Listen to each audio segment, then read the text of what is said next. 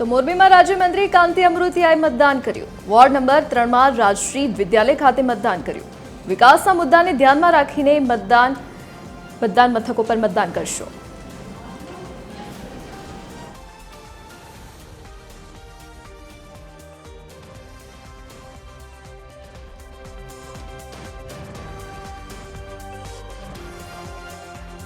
સમગ્ર ગુજરાતના તમામ મારા મતદાર ભાઈઓને આ ચૂંટણી એક વિકાસની ચૂંટણી છે।